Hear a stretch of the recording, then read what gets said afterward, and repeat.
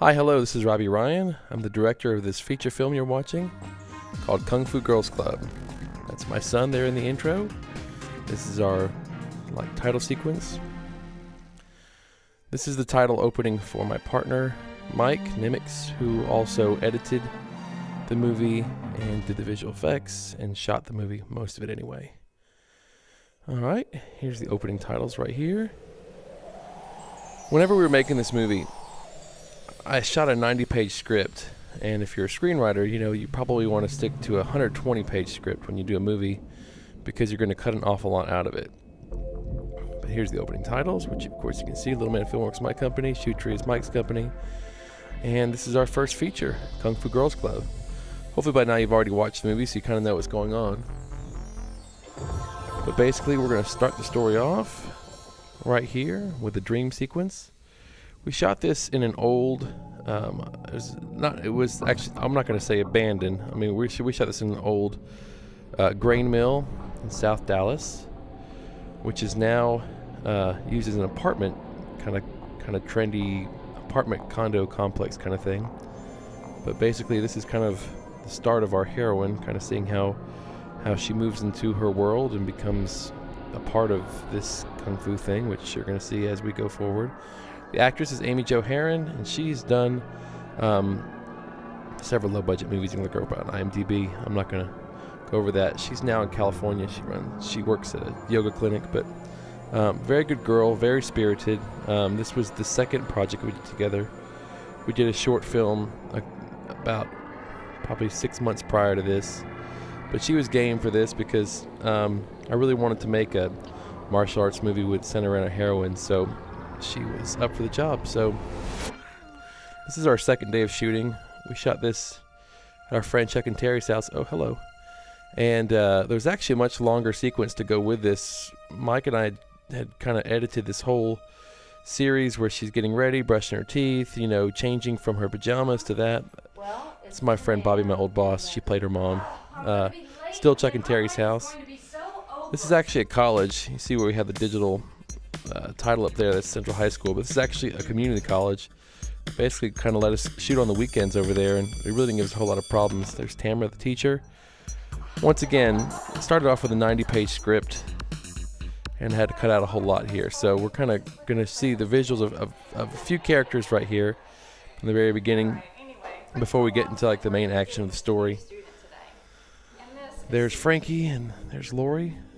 So we'll talk about this a little bit more as we go further. Once again, there's a long sequence ahead of there. Here's the first sequence with the aliens.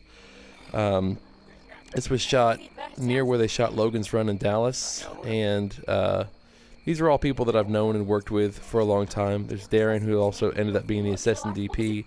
Amanda, who is a strong supporter of the film. The guy Jody right there is a sax musician I used to know, and Brian was also our Steadicam operator. And in the background, you see one of our first big visual effects shots. That's like this small alien landing pod. Once again, this movie was made with almost no budget, so we really couldn't afford to do any kind of big sets or anything like that. So we kind of work with what we worked with. But this was shot right over on a kind of a rainy day, so the colors look really good, surprisingly. This is my sister Emily, and she lives in New York now, and she's a strong supporter of the film. And she and Lori actually knew each other. And then here's my friend Sylvia. Once again, two of these girls will become our saviors in the film as far as the Kung Fu Girls Club. But this is kind of the setup to where Suki and Lori and Emily are from the wrong side of the tracks. Sylvia is the orphan, so kind of shows a little bit of conflict there. So. Most of the people provided their own costumes. When you hear the dialogue in this movie spoken by the aliens, there's Kelly right there. He plays our love interest for Harley, the main character. When you see the aliens talk, the way we decided to do the vocals, check out the 18 Lunchbox. The way we decided to do their dialogue when they talk to each other is actually just take their voice, reverse it, and put it through a vocoder. Here's August right here, who I've actually done 3 or 4 films with now, who's an excellent actress, also from Dallas. V, the young lady in the middle, is a girl that I've known for about 8 or 9 years. who unfortunately was a little bit underutilized in this film because she really is extremely talented. Here come the bad girls right here, people that are actually worse than Suki. A lot of great actresses, 2 of which are in LA now. One is still working in Dallas. But this is the first day of shooting, so once again it's a great location, and it was a free location. This is the last day of shooting right here. See this panning shot. Here's a shot of Sylvia. Once again, this was a different day. A big clue in this movie, you'll notice if the characters aren't actually in frame at the same time, they most likely weren't there on the same day or even together. This is actually the other side of the school, so the reaction shot is completely different from what you just saw. But we'll get into that a little bit more as we go further. Once again, there's the A-Team lunchbox. Very first script I wrote that was actually completed script. Most people would tell you to shoot your 3rd or 4th script, but visual effects shot. Here we come right here. I actually had a team called Last Dragon Post put together visual effects for me. In all, we had about 70 visual effects shots, which is pretty astounding for a movie of this size. Once again, if you watch this, here's one day, here's a completely other day. Once again, great actresses, great costumes in here. Most people we got for one day, and most people, like I said, gave a lot of fire to it. It was a challenge though, because like I said, I mean, basically, when you have these people, this is their last day of shooting, there's a reshoot day. Here come 3 more of the bad guys. If you notice in this movie, we reuse the bad guys an awful lot. So if you see the same guy over and over again getting killed, don't freak out about that. Once again, another great visual effects shot from Last Dragon Post. If you notice, the girls are getting ready in the men's room. For some reason, the lighting in the men's room was a lot easier for us to work with. And of course, it's a lot more acceptable to find a male camera team in a men's room than it is to find them in a women's room. So, little shout out right there. Basically, here's where the aliens are sucking all the energy out of the students. And we also reuse a lot of students too. I mean, we really didn't have that many, but the people that showed up were great. But the nice thing was we got the schoolgirl skirts donated for the main actresses, so there's some consistency there. Once again, different day from the last shot you saw, but like I said, it all cut together quite nicely. And the fact that the school was pretty much deserted on the weekends was really helpful to us as a production team. It just took a really long time to shoot the movie. Nice whip pan right there. Once again, another day right here. It's funny that the only reason the girls avoided getting shocked or energy sucked was because they were all in the men's room at the same time. But here's kind of where we start the conflict a little bit here to see some excitement. Here's kind of where it gets exciting right here. Like I said, these girls really bonded very quickly, and a team started to form relatively quickly. Like I said, these people didn't know each other, and we really didn't have any time to do a real rehearsal. We did one read through, but not a whole lot after that. You gotta get out of here. Once again, completely different day. Here comes Darren. Chase, we have to get out of here. No, Who, if Darren wasn't acting, he was behind the camera, and if he wasn't behind the camera, he was acting. Great close-up right there. Love that shot. That's a great one too. Like I said, if people were on the set for any given time, we tried to use them in one way or another.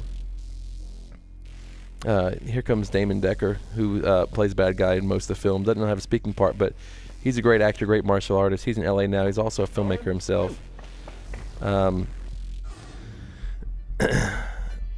Here's August right here, under a piece of cheap black cloth. Kind of giving him the word right there. Another visual effects shot. Those were $3 necklaces I picked up at a local Asian jewelry store. Check it out. More visual effects shots.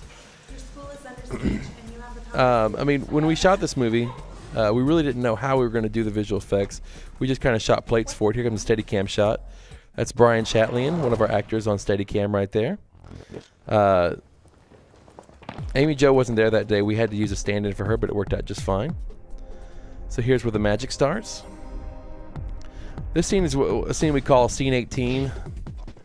I mean, obviously, in an ideal world, we would be able to shoot all the fight scenes at the same time, so you could see the other fight scenes going on in the background. But that really didn't work out schedule wise, so we kind of had to shoot who we could whenever we could right there.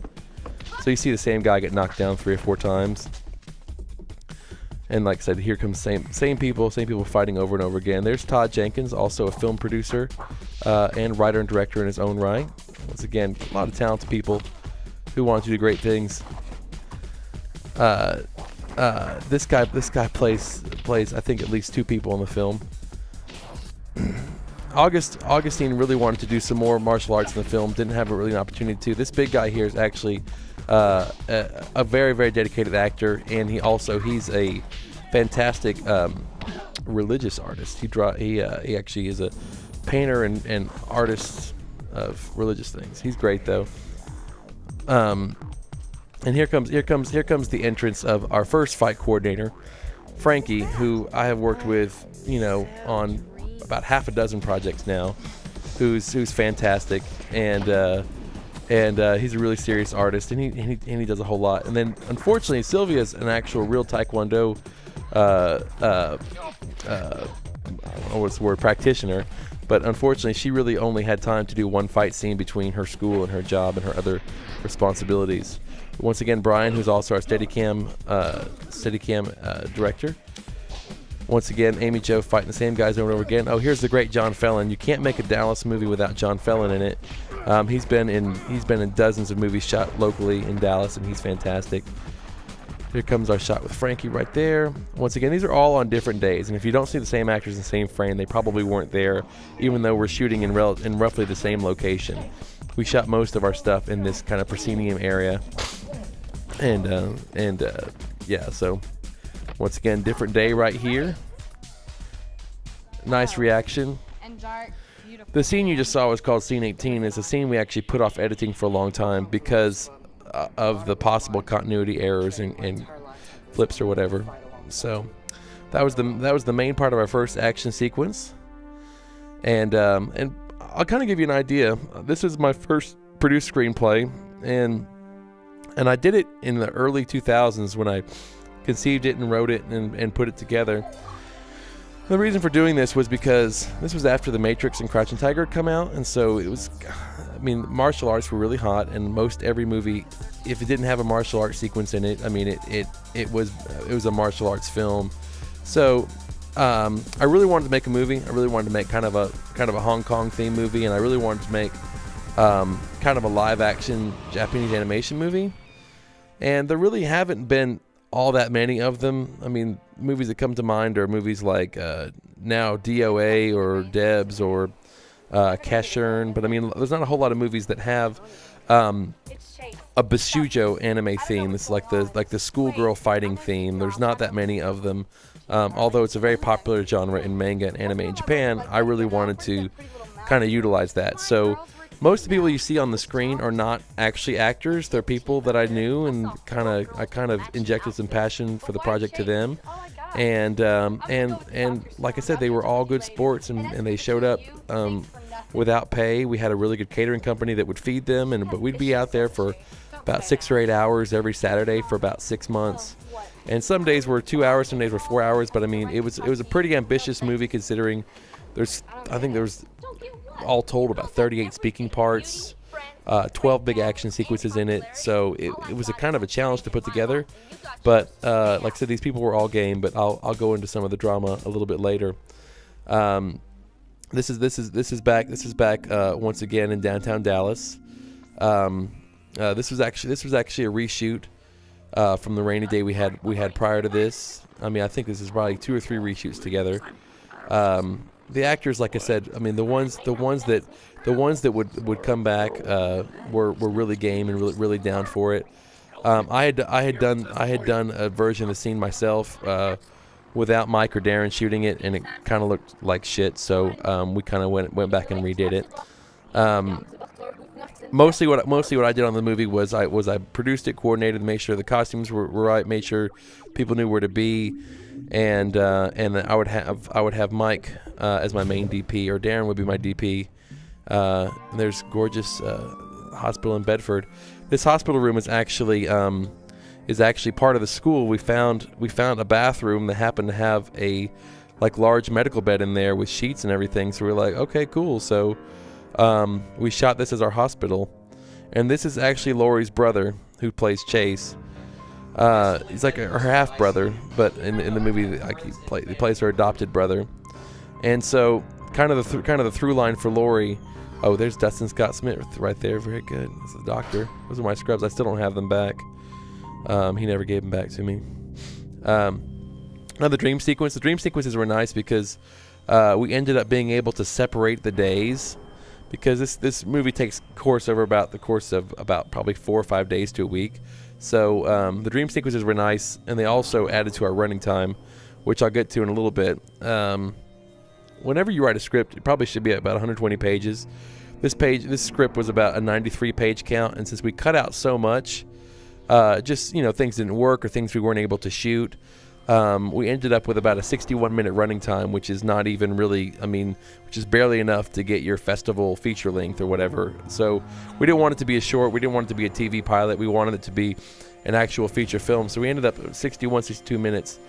But this is remarkable. If you look at the combination of the shooting and then slight visual effects there, excellent acting, and also the sound design. Mike did all the sound design in this movie, which is great. There's a shot of the moon from his house. And this scene, my God, took about 2 days. Probably two 6-hour days just to edit the scene. The audio was horrible because some days we had a boom mic, some days we had a little cheap Sony camera with just a little $30 exterior mic on it. So we got a terrible amount of wind noise since most of what we shot were exteriors. The audio is so not right, but we pushed through it. This was a day where we actually had a whole classroom, and it was kind of cool that we shot it when we did, because they actually totally remodeled this classroom. They don't have classrooms like this anymore. In real life, Kelly's speech was actually a lot longer, but we kind of cut for pacing and cut for point or whatever. This was the first fight scene we actually shot in the whole movie, and it should be noted that we really didn't have a chance to rehearse the fight or put it together. This guy in the background, he only showed up for one day, and he wanted to be a character in the movie. So I was like, okay, I'll write a character in for you, because you want to be a character in the movie. And then, like, after the first day, he decided that we weren't really what he wanted to be doing. So we had to cut his part out. So I had to give his lines to other people. But I'd already shot this, and I couldn't go back and reshoot it. But if you notice, he's not even there anymore. This was a really fun scene because, like I said, there's really not any skill involved here. There's Deirdre. Oh my gosh, look, she's just kicking. She's doing it. This was fixed a lot with special effects and sound design, obviously. Have you noticed? I don't know if you can see this on the computer, but there's a lot of scan lines in this movie. We basically we started off on one editing software that was a little bit older, and then we eventually switched over to Avid towards the end of the process. But unfortunately, we had some interlacing issues that we really couldn't fix because of the source material. Next time, I'm totally shooting HD. So this is a great back and forth. Like I said, Augustine's a serious actress, but Laurie had never acted before and has not acted since. Still great. There's my sister Emily, who's awesome. This was actually, if you haven't gotten the gist yet, I live a little bit north of Dallas, and this is actually a Japanese kind of garden in a town called Fort Worth, which is west of Dallas. And it's just absolutely gorgeous. And this was kind of a nice rainy day, so you get a lot of these really cool colors. And I'd actually scouted the location 2 weeks prior to this, and there was like nobody there. I guess it was a really bad weather day, so there's nobody there. So I was like, oh, this will be perfect. We'll bring out Kelly and Amy Jo, and we'll shoot it real quick with our cameras, and we'll do it all handheld, because they wouldn't let you bring a tripod in the park without paying $100. So I thought, F that noise. So we shot it all handheld, but of course, the 2 weeks later we came out there, it was completely crowded. So we really had to make it seem like they're the only people in the whole park when it was really a couple thousand people there that day. It was ridiculous, though. But I mean, like I said, it all came out for the good. And here's the musical montage that made it in the movie. We really, like I said, we really wanted to make this movie have momentum and be fun, and not so many independent movies, use a lot of just wide master shots, and they don't do that many cuts, and they're a little bit, kind of self-indulgent or whatever. With this, we wanted to make something that was just kind of cute and entertaining, and me and Mike just went and shot this one day on a Sunday, and like I said, they were great, and I really like the way it turned out. But it's the one montage that actually made it in the film, which I'm like, cool. The guy that scored the film is Jean-Claude Dumond, which is also me. And I'll go into that in a little bit.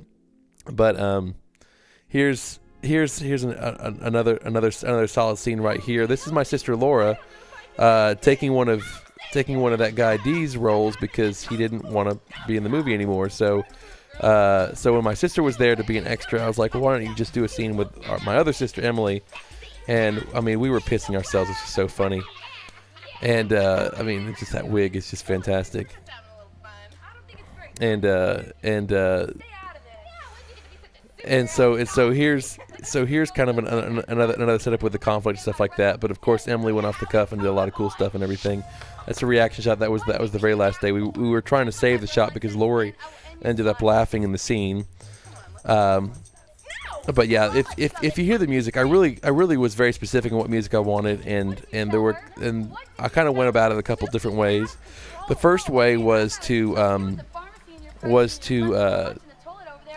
talk to different composers, and a lot of composers said, "Oh yeah, I want to do the whole movie." By the way, this is an exterior Buddhist temple in Denton, Texas, and here's an interior of an actual Buddhist temple in an office building. So it's two completely different locations. And Lori dropped out at one point because she had personal issues and she had to leave the show. So whenever you see these long scenes that have the other three girls in them but not Lori, we always cut to a scene of Lori in the hospital, which was always helpful because she just wasn't there to do the shoot. And Augustine, this was actually originally a 6-page scene, and Augustine did a great job, and she memorized her lines and was wonderful. But I mean, ended up being a little bit too wordy and a little bit too, like self-indulgent. That scene was actually shot at the school, but they had glass bricks here and they had glass bricks at the school, so we were able to cut it together. But it ended up being a six-page scene, so we anticipated it would be a 6-minute scene, but it ended up being only about a minute and a half. Thanks to extensive cutting. But as for scoring, I had talked to a bunch of people, and a lot of people said, I really want to score the film. I really want to be a film composer, and I really want to do this for you. And then they would flake out or tell me all their keyboards were in the shop, or just basically lie to me. And then there's my son Avery right there, who's now almost 8 years old. Who's really, really cute. But these people would tell me that I want to score the film, I want to be a composer, I want to do this, and then they wouldn't do anything. And then I would talk to bands, and bands would say, well, I really don't want to write original music for the film, but I will give you one of our songs for a small sum of money, but we won't actually compose original music for your movie. So I ended up having to compose all the music myself, which I didn't have a problem doing because I really actually enjoyed that process quite a bit. There's nothing like actually scoring a film to learn how to score a film. Here's one of my favorite cheapy old film style transition scenes. Now that we're going from day to day, it's another dream sequence right here. But watch this, because she's going to go around the corner, and then just in the magic of cutting, boom, no visual effects, no nothing. She just goes into another shot right here, and she's gradually transitioning from being a young girl to being a kung fu fighting woman.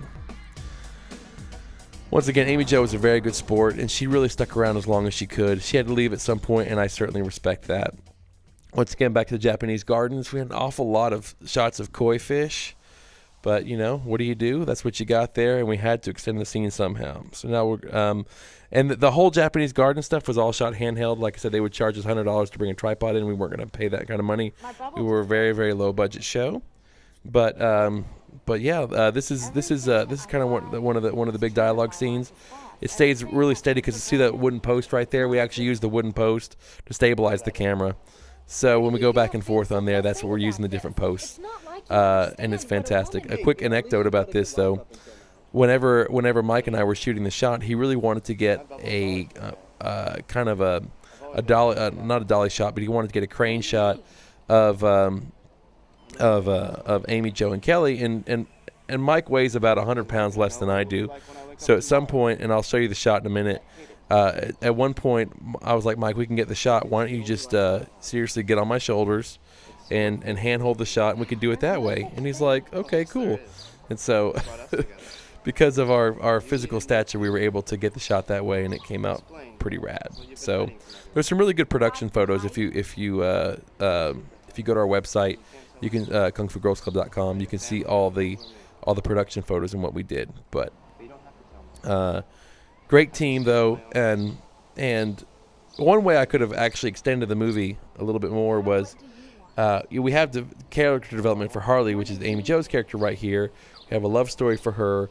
We have character development for Suki deal with her brother, but unfortunately, I guess because of time or whatever, we didn't really develop V's character at all or Sylvia's character at all. So there's really not a whole lot going on with them. They're more or less kind of support characters, but it's supposed to be an ensemble piece. But you know what? You live, you learn. You make my next film will probably be a 2-character movie instead of a 20-character movie.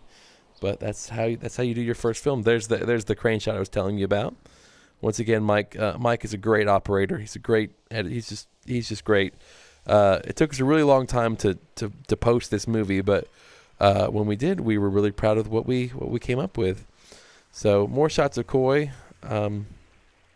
Like I said, we had to decrease the running time somehow. Another exterior shot. This is back at the school right here.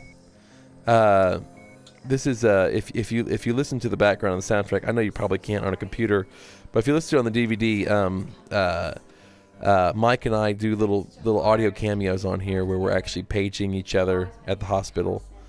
Once again, Lori is a girl who had never acted a second in her life, and she came in here and just really nailed it. And I was really impressed with most of the actresses that came and worked on this film, because I mean, if you know anything about showbiz, I mean, it's pretty much stacked against a female. I mean, you've got most shows have 3-to-1 male versus female actors on the cast list, but women are mostly the people that want to go out and be actors and actresses. So I mean, and be actresses. So it's kind of crazy. So I wanted to make a more female-centric film.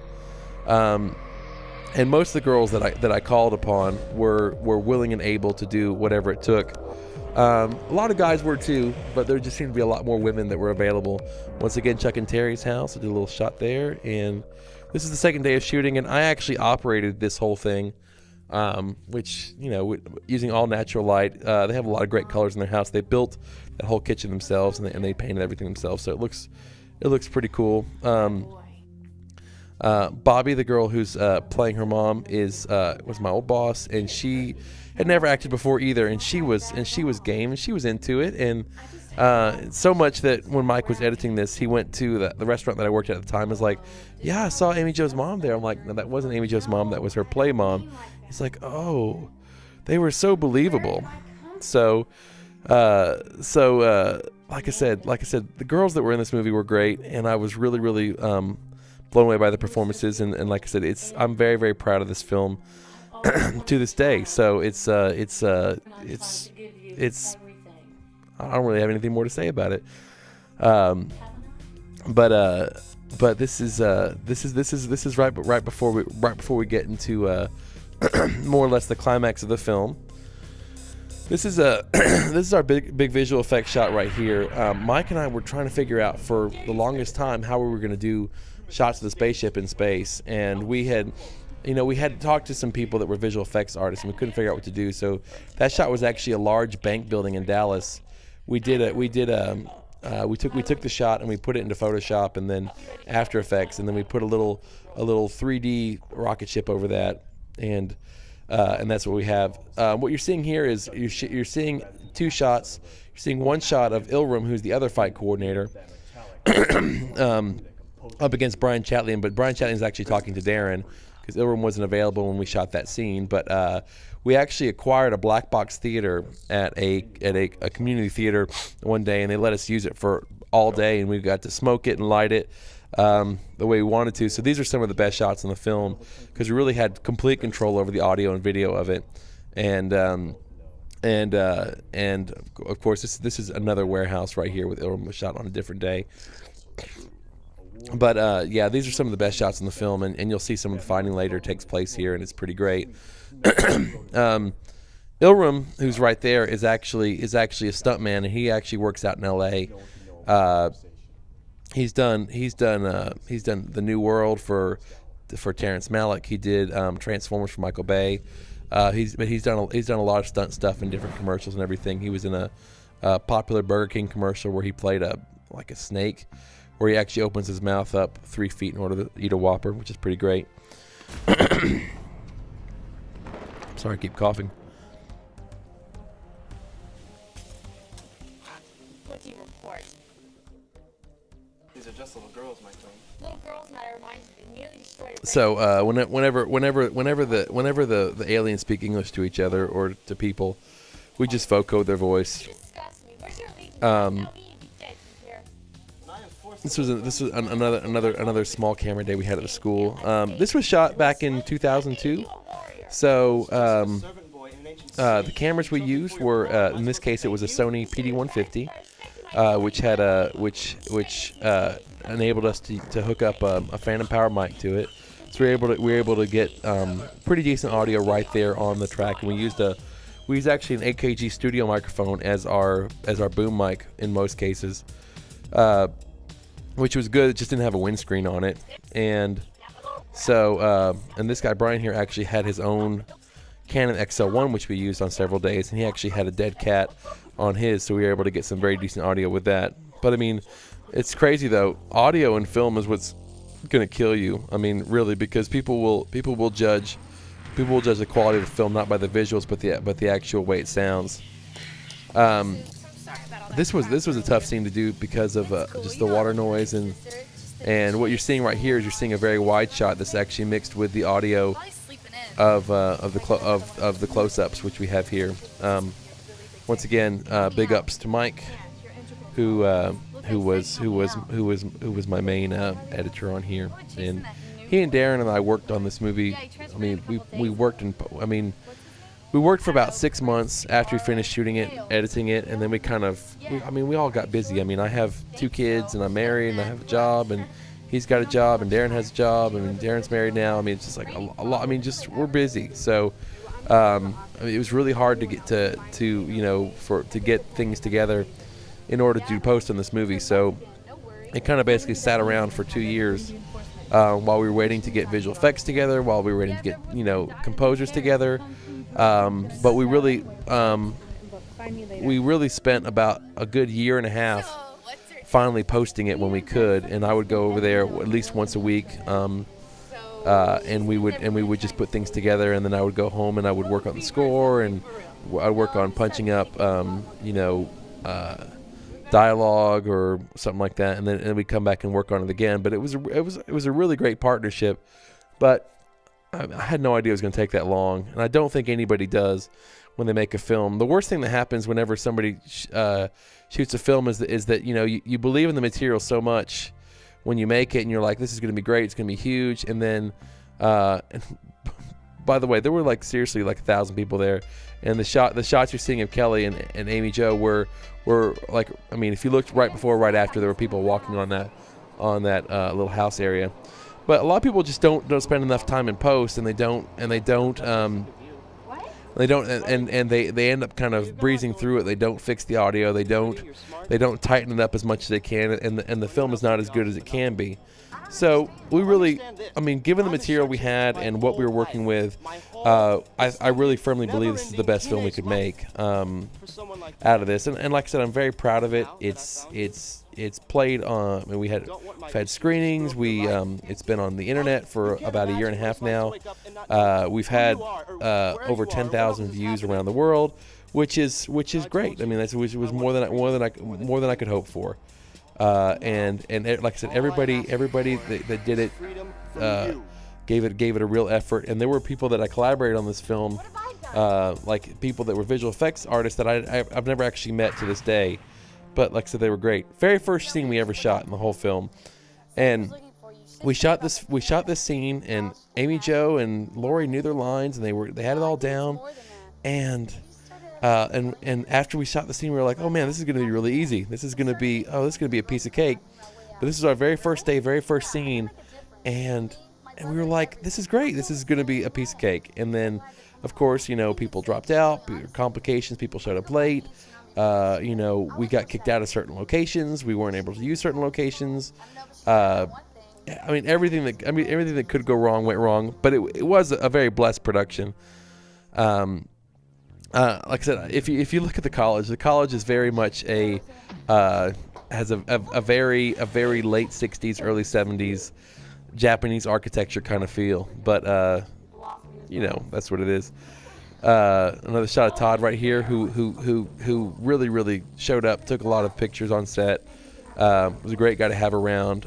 Amanda, the girl who plays the queen, used to manage the theater that I volunteered at, and so we would do plays together, and her personality was so what I'm looking for. She was so specific in what she wanted. I was like, it's like, you'd make a good evil queen.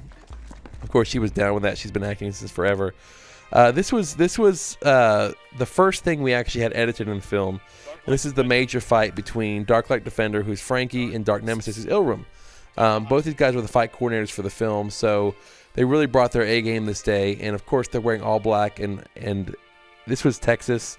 It was about 140 degrees outside with relative humidity of about 100%. But these guys really seriously came in there, had the rehearsal down. It took us about 3 hours to shoot the scene, but they were all over it. And some of the stuff they were doing was great. I mean, like the aerial flips and flies and everything were really good, and a great showcase for these two extremely talented people. Ilram did the first pass in the editing since he and Frankie had worked out the fight together. Ilram went ahead and edited the first pass because he's an editor / visual effects artist, and he made a movie that you can see on his website. I think it's ilram.com, and he made a movie called The Lantern, which was kind of like this sci-fi minute-and-a-half martial arts showcase, but he did a lot of flashes and blips and everything, which were a big inspiration for what we wanted to do with the visual effects style, which was done. A lot of it was done with our visual effects team. Some of it was done by Mike in After Effects. But this is a great shot right here. And when he does this huge flip, I showed it to people, and they're like, I can't believe he just did a scissor kick and flipped into this guy's face. I'm like, yep, he did. If you notice how wet Frankie's clothing is, it's just he was really sweating. Once again, no one else was there that day. This is just a day we shot their stuff. And this is out of this Japanese garden. This is back at the school. There's my sisters right there doing the wig thing. And this is, I believe, this is also the men's room as well. Back at the Japanese gardens. Amy Jo's hair length changes as she goes through the scenes right there. It's a different hair length. Like I said, this is a fun scene because I wanted to show the whole thing of a superhero needing to change into a superhero without anybody else seeing them. And of course, when the school is chaotic as it is right now, there's a good chance someone will see them because the girls aren't asleep or whatever. So this was another one where Emily was acting so goofy that she just kept cracking up or whatever. So it's like there's Amy Jo. Most of the time she would just start laughing and be like, damn it, whatever. This is a really fun shot. I think V's hair changes length about 3 times through this sequence as well. It's one of the things we got in the last day. Once again, another locker room at the gym. These two guys right here are David and Aaron, and I've known them for an awful long time, and they're both musicians and not really actors, but they're a couple group of great guys. I kind of had them in here for comic relief. They had a little bit more screen time, but like I said, we really wanted to keep the pace of the movie going, and And so unfortunately a little bit of stuff is on the cutting room, but this was a day that we didn't have our script, so we kind of had to kind of go off the cuff. It's mostly accurate to what we have in the script, but you know, it is what it is. There was supposed to be a little bit more fighting in this area as well, but I mean, it just never came together. And so we kind of have the Frankie and Ilram thing as kind of the martial arts part for this. So the movie is kind of front loaded with a little bit more martial arts in the end. The end has a little bit more magic and sorcery in it or whatever. But this was the very last day of shooting right there, and once again, we hated to lose Augustine because I mean I kind of wrote it as a small part before I cast her in it, but she's so good and she's a very good actress. If you're looking for somebody that's red haired, she's super and you should hire her. She's very versatile as well. If you look on YouTube, the other films I've done, she did a couple movies with me as well. But that's not Amy Jo right there. But we actually digitally grafted Amy Jo's face on the actresses, which is really cool. Gotta love technology. The girl that actually played Harley in that scene was actually, I think she was 3 months pregnant when we shot that, but she looks great, and she fit in the costume quite nicely. Another great visual effects shot right here. This was about the second day of shooting right here. Once again, it's a very long scene, and a lot of the scenes that we did with the Kakujinsu were a little bit redundant, so we ended up cutting up quite a bit. So since we messed with their lines, we were actually able to tweak their dialogue to be something different than it was before. And like I said, it came out really good, and I'm really proud of what Darren and Amanda brought to this, because they were both really solid. Darren, also not an actor, just a guy I knew, and I still know, of course, but I mean he was solid and very interested in the filmmaking process. So you see a lot of his camera work in the film, even though most of his credit is on camera. He does a lot of the camera work as well. It's getting one of the fun things I like, because we didn't have that much footage. We had to like darken some things to go from day to night in some scenes. Once again, this is back at the same apartment building. We just kept using some shots, and we just Mike had a vision. And he just shot a bunch of random stuff and everything, and we got some really cool shots in this, and the scene we're looking up upstairs, this was actually built into a set they used in the movie Serving Sarah, with Bruce Campbell was in it. This is back at our black box set that we did. Once again, a lot more dialogue was here, but when we cut it down, we were like, let's just have some more fighting. Let's have some more girls attacking each other, and I like the way it looks. I like the style of it.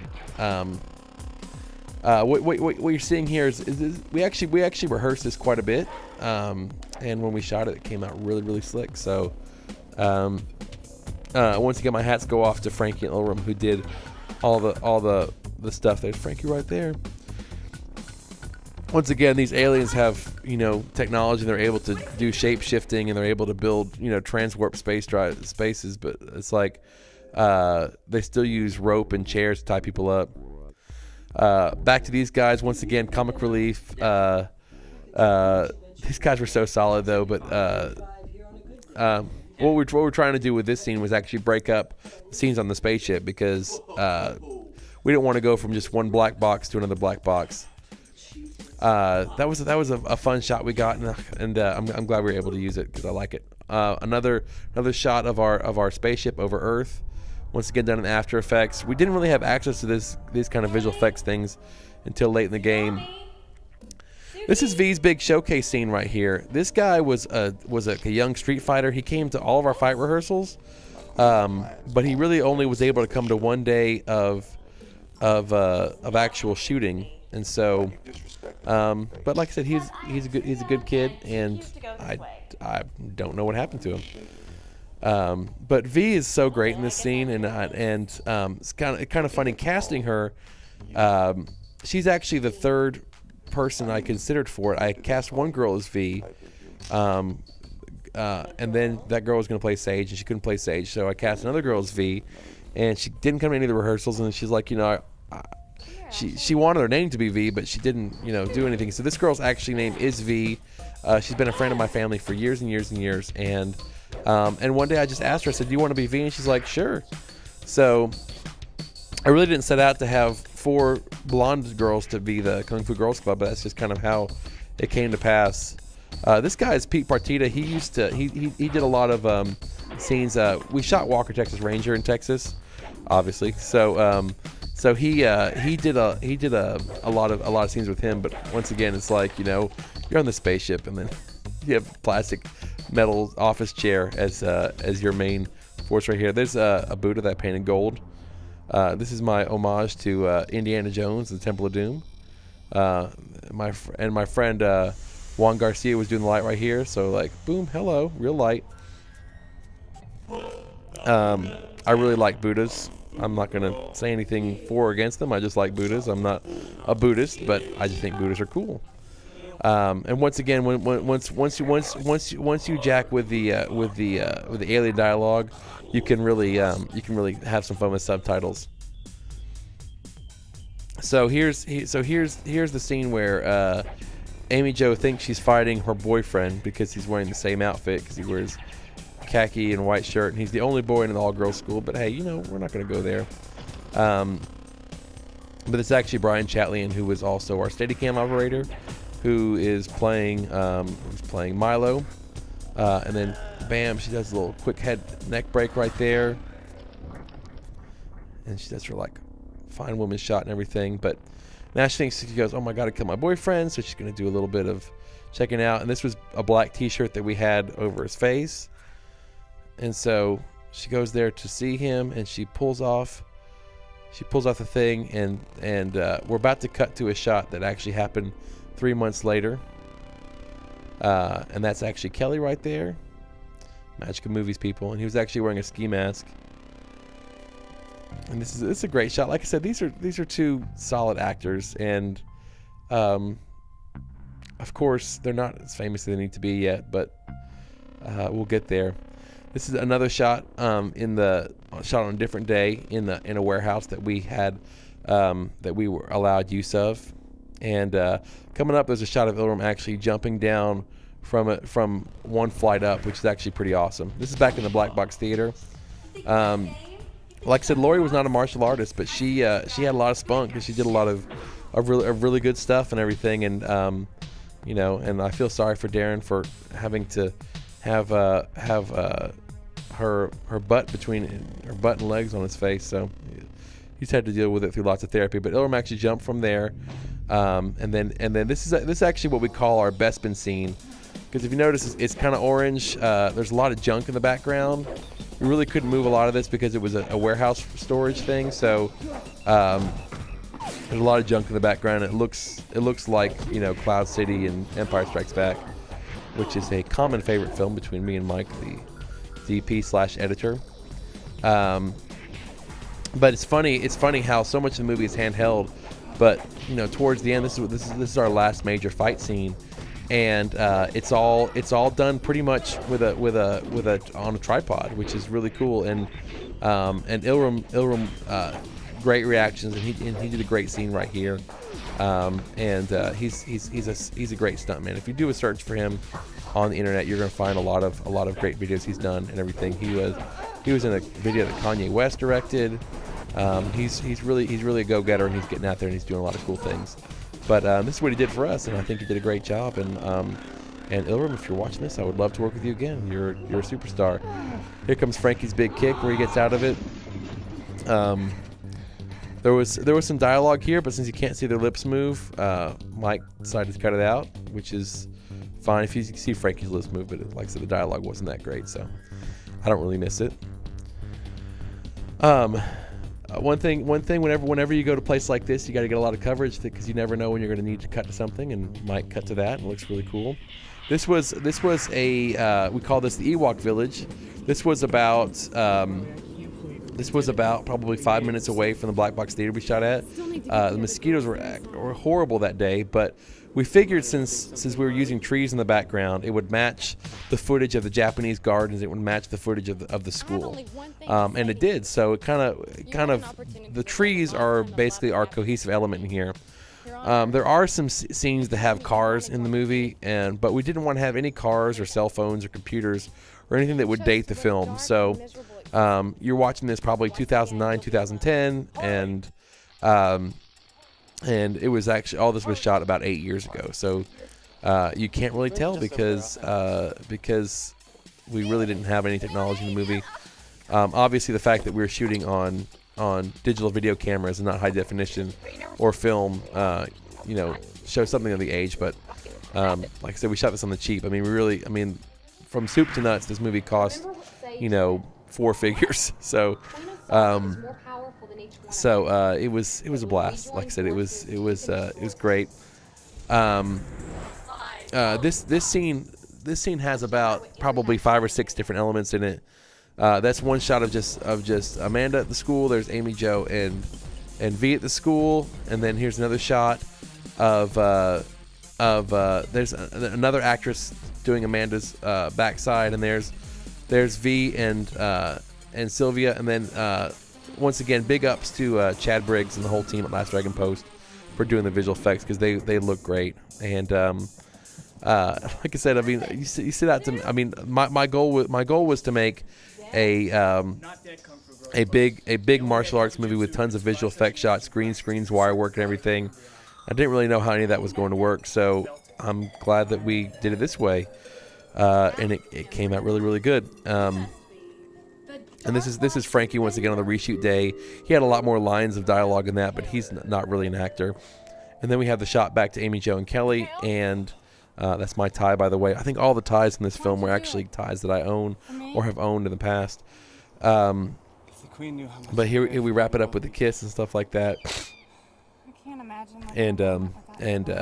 But yeah, my whole idea for this movie was to basically make a bunch of martial arts scenes, thinly linked together with plot or whatever. Of course, now having experienced this, my goal next time is going to be to write a really good script and then maybe have martial arts in them. But I kept trying to write a serious movie, and I kept having fight scenes in it. So this is my first attempt at a feature film, but it came out really, really good, and a lot of people have really liked it. I mean, it's a crowded market right now, so I really didn't anticipate getting a big $1 million sale for this film. But there's a nice exterior shot of Dallas right there.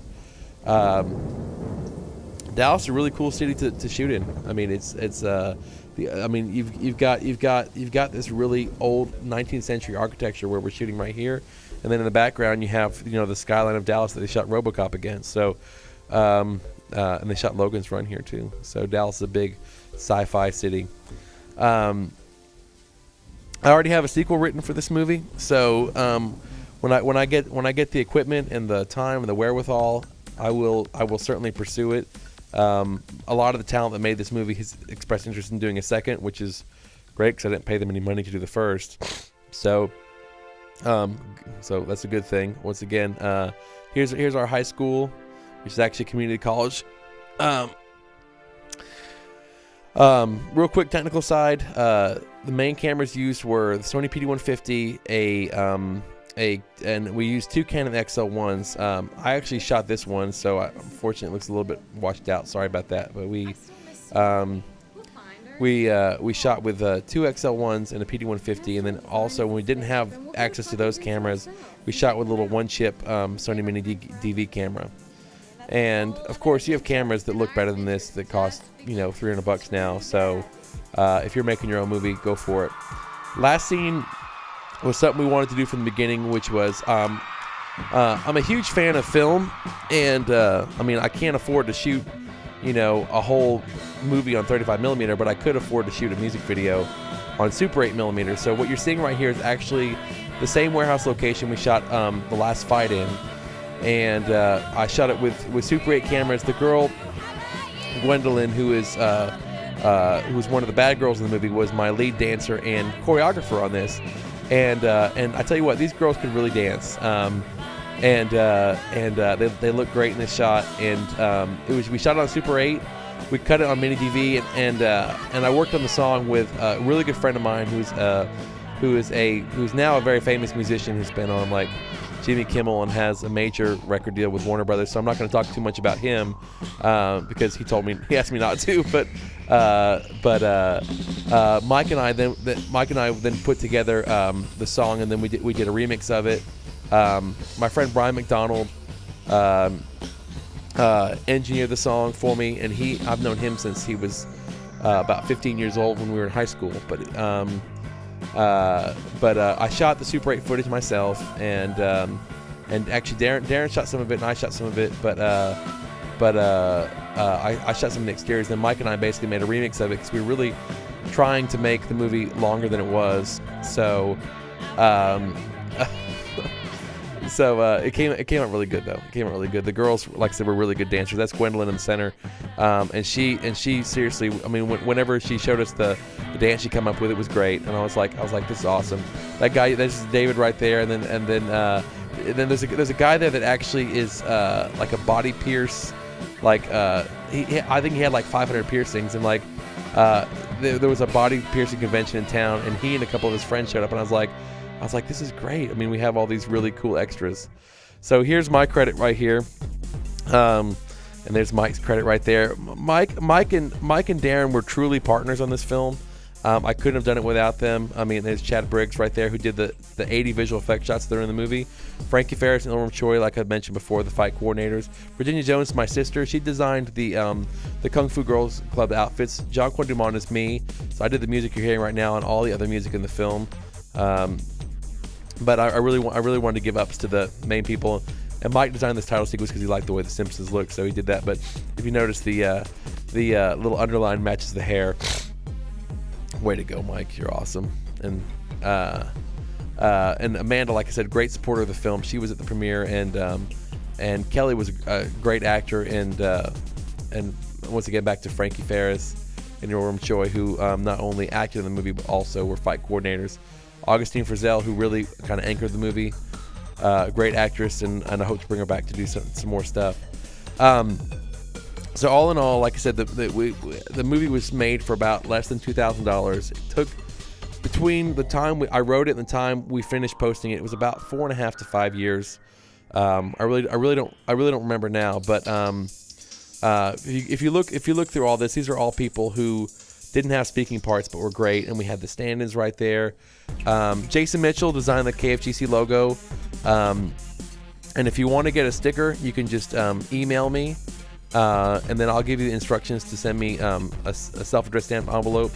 The catering was actually provided by a company who is actually no longer in business, but they were great. They provided food almost every day. If you look right here, these people actually gave us money.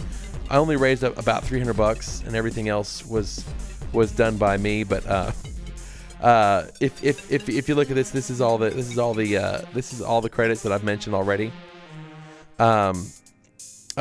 Once again, great team, done for, like I said, done for pennies. But I really made the movie that I wanted to make, and here's special thanks right here to everybody that supported this movie.